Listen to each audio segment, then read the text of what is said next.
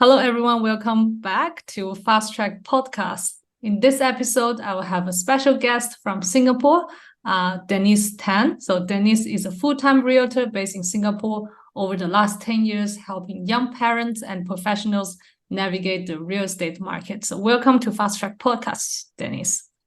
Maybe I think it's better that I give the mic to you. You can make a better introduction about yourself and tell the audience about who you are, what you do, and what you specialize in.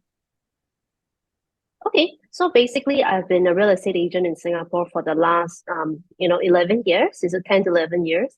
I've been mainly focusing on young parents as well as millennials to getting their first property.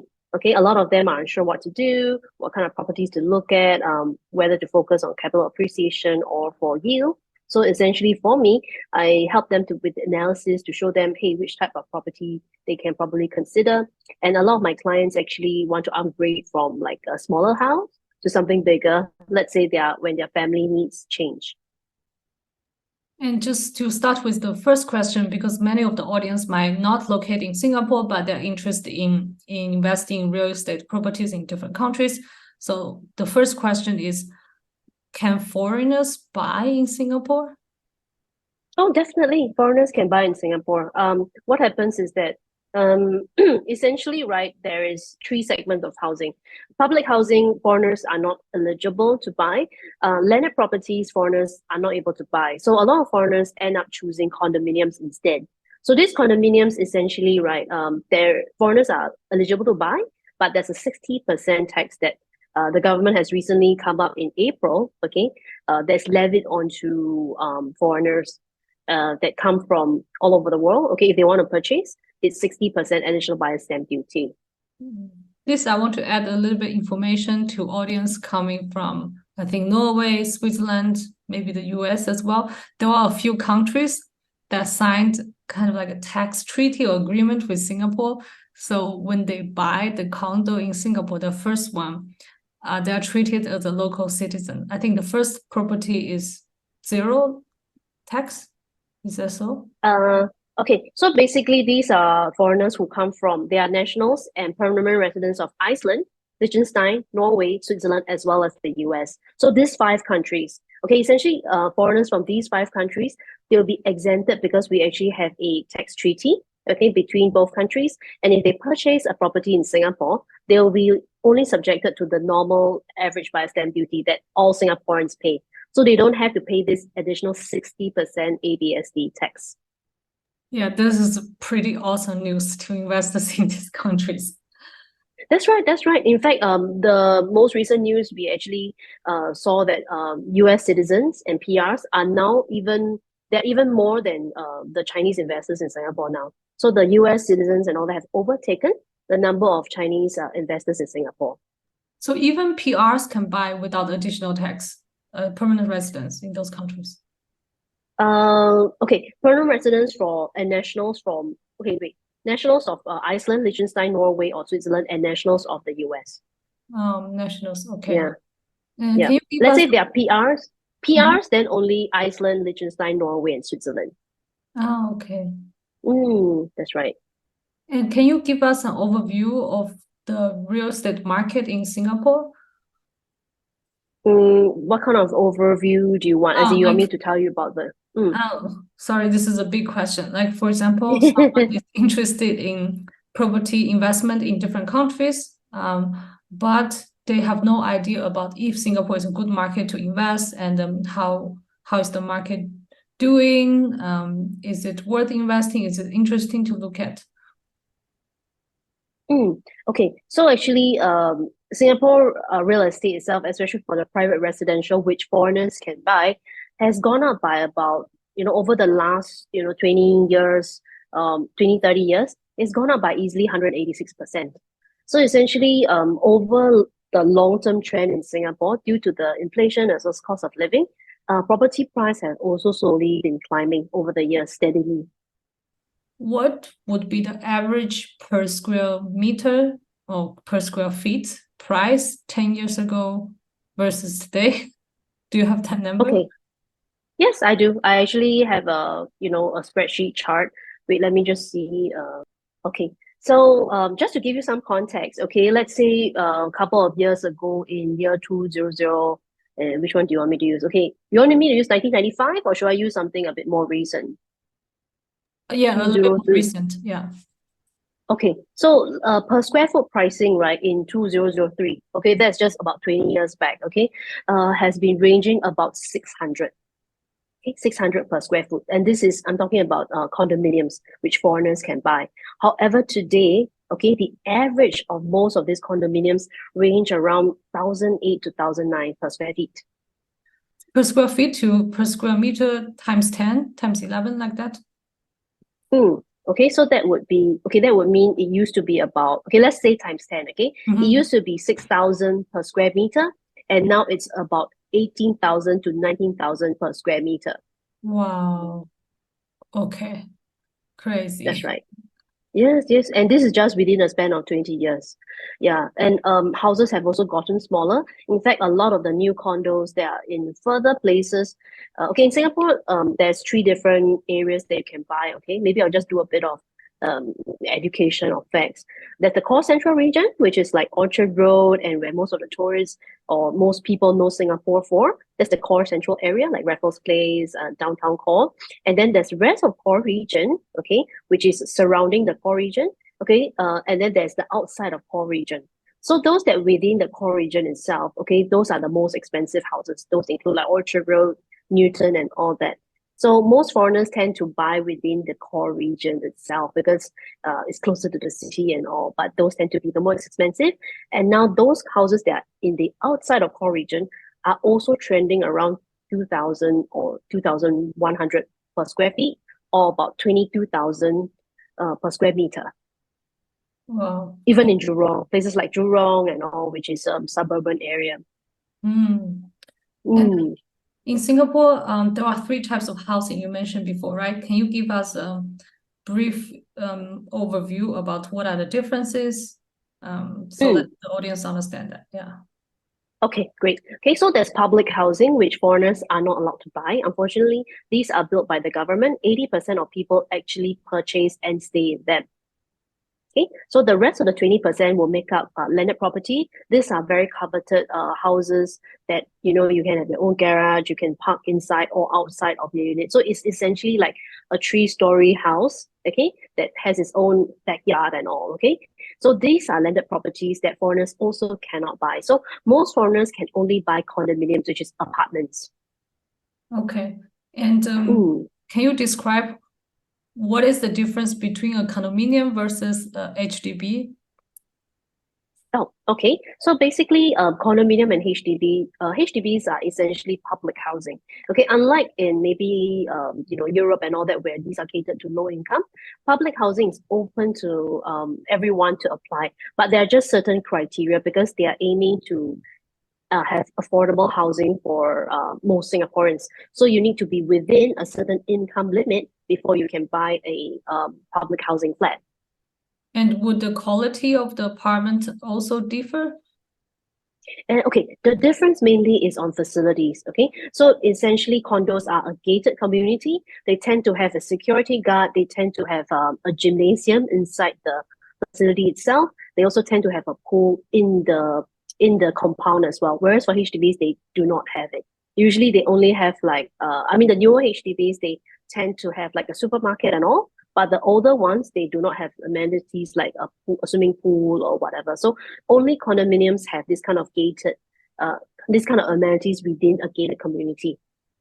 I think most of foreigners I met, they were so surprised that in Singapore, like, oh, well, when I was living there, I have a pool, or my friend was living there, there's a pool. People are really impressed that like you have literally a nice swimming pool downstairs. And I think that's the condominium, right? Yes, that's right. Like my German tenant, she told me that every weekend she would just go down by the pool to suntan and chill. Like she said that was her favorite activity. And she says she doesn't get that back in Germany. Yeah, correct. Now we're entering the winter season, autumn, winter, very cold, very wet. In Singapore, it's like nice weather all year long. So you can literally go swimming pretty much every day if you want. It's very hot now, actually. I'm sweating all the time, actually. Yeah, So I mean global warming, global warming. how many temperatures there? I think today is like, wait, let me see. Singapore temperature today. Singapore 30? temperature. I think now it's like 31. Yeah, Wow, it's okay. pretty hot.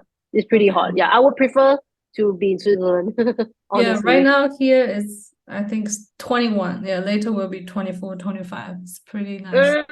Oh man, it's so nice. I love the Yeah. weather.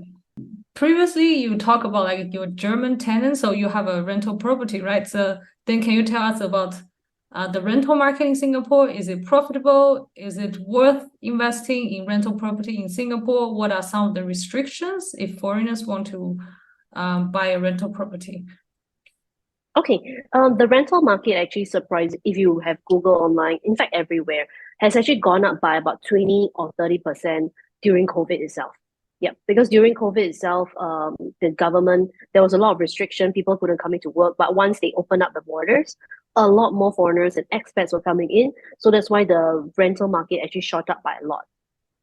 How would you say And would be the expected rental yield on I would average? say now with the increase, okay, the average yield that most landlords, especially those in the core central area, they can probably expect like between 4 to 5%, as high Mm. as 4 to 5%. It used to be much lower. It used to be like maybe 3% to sub fours, that kind, but now it's all above, it's all 4 point something to close to five. Okay. Yeah. Okay. When people rent out their apartments, is there any restrictions? For example, in Europe, maybe in certain countries, that if you rent it out to tenants, then you cannot increase your rent too much, or you cannot let your tenants, ask them to move out if the contract is this unlimited contract. Or there were many other restrictions that is either protecting the tenants or regulate the rental market. Okay, people did call for like a rental market control previously because the rents were going out of it was going out of whack. A lot of tenants had put on TikTok that they were getting kicked out and things like that. This was like the rents almost doubled. Like at the condo that I was staying at previously, it almost doubled. I was paying 3.2, and then recently I saw that they were asking for the same size 5,500. Wow. So basically in Singapore, landlord can increase the rent if they want. There's no, That's right. okay. There's no law, there's no restriction. They can just increase based on the market rate if they want to. So essentially, it's a free market for landlords itself. But of course, if you put higher, it's really dependent on what kind of tenants you want to rent to. Yeah, I mean, then it will depend like on market supply, as in demand and supply, Yeah. whether they accept the type of rent Okay. you're calling for. When the landlord rent out the apartment, do they do a strict protocol? And then when the tenants return the apartment and everything has to be exactly the same as before, otherwise they have to pay additional? Or it's expected that, there will be some damage and that's why it is like this? Okay, there's definitely expected to be some damage. We call it like minor wear and tear. So essentially, right, there will be some, allowances, some leeway that, okay, some parts may have worn out and things like that. Maybe like the cupboard doors or something, when you open and close quite frequently. But if it's damaged, then of course the tenant may have to pay to get it repaired. Okay. Because the first time when I was renting in Switzerland, I was pretty shocked because I rented in Singapore for many years. And then when I Yep. came to Switzerland, first they have to do a protocol overall. Even there's like a gray patches on the wall, they will take a picture, record it, or the cabinet, there's an oil over time with cooking and the oil eats into the cabinet, just like a small part, right? They have to record it. And then when I move out, they check exactly every single thing has to be the same as the condition when I move in. If something there's extra, like there's a hole on the wall, something I didn't clean, they will deduct it from deposit or I have to pay for it. So I was pretty shocked that it was so strict. Oh, wow, that's really strict. I mean, like in Singapore, when I help my clients check such apartments, I'll tell them there will be some minor wear and tear. Okay, so you can't expect like a perfect condition. Why rent it out in the first place if you want to get back the same thing, right? I mean, you have to expect that definitely there'll be some minor wear and tear, depending also on like how old the property is. So let's say the older the property, the more it will have this kind of wear and tear that happens in the apartment due to age. Yeah, okay, understand, right. Mm, And in Singapore, besides the rent, the tenant has to pay. Do they also pay themselves the condo fees? I guess there's some management to maintain the facilities and like water, electricity. What are the fees that paid by tenants? What are fees paid by the landlord? Okay, tenants will need to cover anything that pertains to their own living. Okay, so that would be like water. I mean, they have to pay for their water supply, they have to pay for electricity, they have to pay for their internet, or basically these three that are most important: gas, water supply, as well as electricity and Wi-Fi. Okay, so landlords pay for maintenance as well as the property tax on the property itself. Property tax, how much Yeah. is it in Singapore? Actually it's gone up by a lot. Okay, so a lot of the landlords, I mean, like yesterday I was just speaking to a client investor. Her property tax per month for renting out a place in Bugis is already about 1,000 a month. Wow. Yeah, as in, yeah, just renting it out, because essentially the government is taxing. It's like a Robin Hood tax. They want to tax on people who are earning money from rental. Then what would be the rent or the valuation of the apartment in order to qualify 1,000 per month tax? Okay, she was renting out about 6 or 7,000. So basically, right, they go by the annual value, the AV of the property. So basically, they'll assess like what is the annual value of the property. The easiest way to take the rent times 12. So she was collecting about 6,000 per month. So that would be a 72,000 rent per year. And from what we checked based on the table, she should be paying about 1,000 or 1,200 as property tax every month. Yeah, that's an expense that landlords will have to take note. Okay, so landlord needs to pay the property tax, condo management fee. Anything else the landlord needs to pay? Mainly the property tax, okay, maintenance fees. Just those two. Those are the most important. Those are the key I guess, fees that they have to pay. and then they have to pay income tax on the rental income, right? Yep. They also have to do that. Yeah. So they have to pay income tax on whatever they receive. What are the most desirable properties for local buyers? And what are the most desirable properties for international buyers?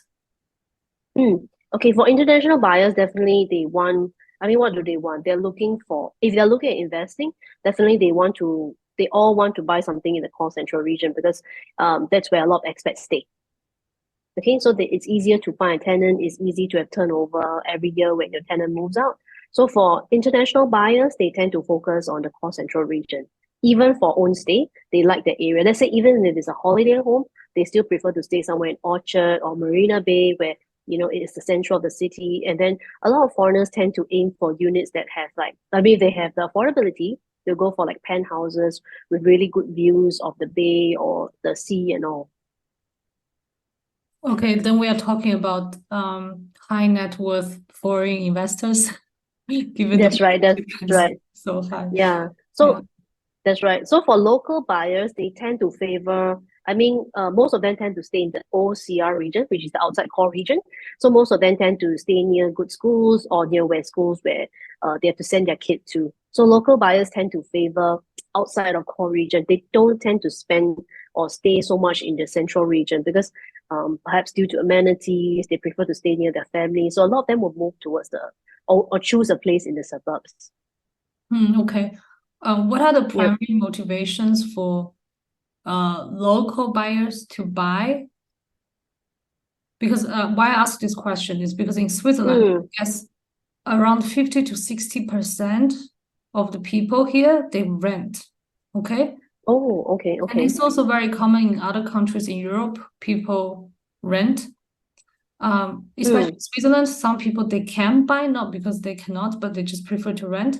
So in Singapore, what is the home ownership percentage, and why people buy, just not thinking about renting, but just buy? Okay. Singapore, I would say ownership rate is about 83%. So it's pretty high.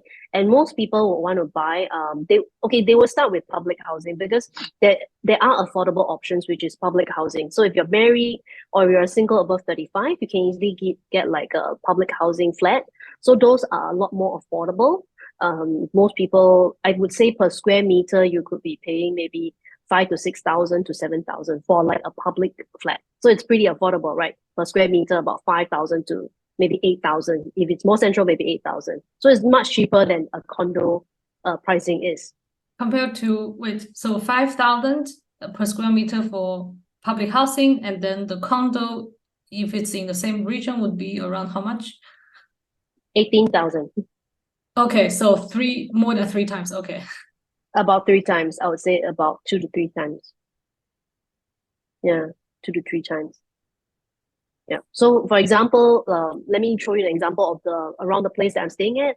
It's Queenstown. So Queenstown area itself, for example, the HDBs here have actually gone up quite a lot in pricing. They are all maybe about 1 mil or 1.4. So you see, even public housing has gone above 1 million. Okay, but the condos around here for same size could easily be maybe 2.5 to 3 million. If the public housing is so cheap, why local Singaporeans want to buy a condo? For facilities, I mean, at the end of the day, for HDBs and for public housing, you can only sell it after 5 years, and there's a lot more restriction. The price for public housing isn't jumping as high as private property. And for private property, you can sell to foreigners, you can sell to PRs. There's less restriction on the next buyer, you see. But when they sell, they still need a place to live, right? So basically the profit they make would be in the next property? That's right. A lot of them will put that to the next property. Yeah. So that's why actually, at the end of the day, it really depends on the motivation. We do see a lot more younger Singaporeans coming out to rent. Yeah, I see a lot more who are in their 20s who actually want to rent a place because they want independence. Okay, but a lot of them end up buying because, I mean, everyone needs a roof over their head. So I would say renting in Singapore now it's getting more popular amongst younger people. But for those who are married or those who are family, they still want to own their own place. Okay. Well, is there another reason because they want stability? Because why I mentioned this, because I think in Switzerland, as I mentioned, you can't easily kick your tenant out. So they can literally rent as long as they want. And in Singapore, it's free market. So maybe the owner want to sell and then you have to move out. The next owner want to sell again, you have to move out. So there's a lot of unpredictabilities. That's right. That's right. So essentially, all rental contracts in Singapore, especially for private housing, they need to have this clause where, let's say if the landlord wants to sell, the tenant needs to allow for viewing. He cannot stop the viewing. So it needs to allow for people to come and view the place. So that's why some people will still want to buy because they don't want this kind of disturbance. Like the last time I stayed in my other place, the landlord arranged for viewings every weekend, and it was very disruptive for myself, even though I'm a real estate agent. So I don't like people that keep coming to my place to view it. Right. Yeah. Yeah. So, if I look at it by spending 2 to 3 times more money buying a condo, you get more facilities, right? And then the apartment appreciation might be much more than HDB, but for HDB, it's much more affordable, much more affordable. And then for someone who has equally the same amount of cash, maybe they have more liquid cash at the side, not locked into the apartment. So it's based on personal decision, right? That's right. That's right. So it's all mainly personal decision. Maybe in some areas close to certain schools, there are not a lot of HDBs. Like for your area that used to stay in Farrer Road, it's near a top school, okay, which is Nanyang Primary. So a lot of the parents buy around there. Like the condos in the area that used to stay has gone up a lot, like crazy prices these days. Yeah. So essentially, a lot of them move because of the need for space. Sometimes HDBs, the sizing is quite limited. Or either that they don't want to stay in a public housing. They prefer a gated community where there's facilities, and also it really depends on the preference of the individual. I would say buying a public housing is a very practical, it's a very cost-saving move, because what you can do is whatever that you save from paying mortgage, you can spend on holiday and all. But the thing is that the trade-off is that, okay, when you want to sell, the price you have bought at may not be as high as what you had, okay, like your profit may be lesser, a lot lesser than if you had chosen a condo instead, for sure. Okay. Mm. Is it on the assumption that, or is it common that people buy and after a few years they sell, they move on to the next one? That's why they look into the appreciation. Yep, it's a lot more common to do that. I recently put a video on TikTok about how I've helped my client to sell her place. She bought only for about 1.3 billion, and then recently, it's a recently completed project, so it's just ready, and then it's brand new. So I sold it off for her for about 350K of profit. So with this profit, as well as her previous down payment, she could now use it into a bigger size property, because her aim was all along to, use this current property more like an investment vehicle, to sell it and then to buy something with her down payment and profit bigger, to buy Wow. something bigger with the profit. Like in how many years she made 350K profit? 3 years. Wow, crazy. Mm. Crazy market. Yes, 350. So I mean, that's basically 25% gain over a 3-year period itself. So she bought for about 1.3, sold for about 1.65, and her next one that she bought was about 2 million. But it's a really big size property. It's about 1,500 square feet, and it's got very good space for her family of her husband and 2 kids and her maid. So that's why it fits very well for her for this next property. So this is what I do mainly. I help clients to spot opportunities, and then we reuse like the profit into something else. Right. So basically for her investment is just the initial down payment in the first property, right? Then now she lives in a bigger place. That's right.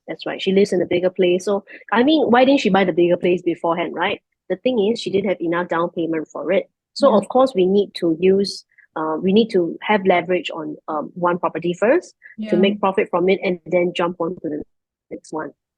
Okay. My next question would be about, now we talk about buying and selling. It's about fees. What would be the transaction fees, taxes, agent fees, and other fees involved in buying and selling for either buyers and seller? Okay, for selling side, I mean, like I charge 2%. Okay, so 2% plus goods services tax. So it's about Singapore, the GST is about 8%. So net is about 2% for selling. For purchase, right? For HDB, I charge 1%, but for private condo, I don't charge a fee at all. To buy or to sell? To sell. Okay, to sell 2%. Okay, to purchase, I don't charge my client any fee. Oh, okay. How is it so? Because the fee was paid always from the seller? Yes. So the seller's agent will split a certain percentage to me and his own agent. Yeah, because I can't expect my client to be paying me 20 grand for a 2 mil property. How can people contact you if they are interested in investing in property in Singapore, or if some of the audience is in Singapore, if they are interested in either buying property or selling property, how can they get in touch with you? Oh, sure. They can check out my TikTok, or they can check out my Instagram page. Okay, it's my handle is TANUPONTEN property. So it's Tan upon 10 property. So they can contact me through DM, or they WhatsApp me. Should I give my number or something like that? Yeah, I will put your social handles in the description of this podcast so they can Okay. Feel free to check out my Instagram or my TikTok if they want to know more about Singapore property market. And essentially, I specialize a lot more in, especially a lot in like young parents as well as millennials who are getting their first place in Singapore. Oh, okay. Thank you so much, Denise. No worries. Okay, bye-bye. Bye.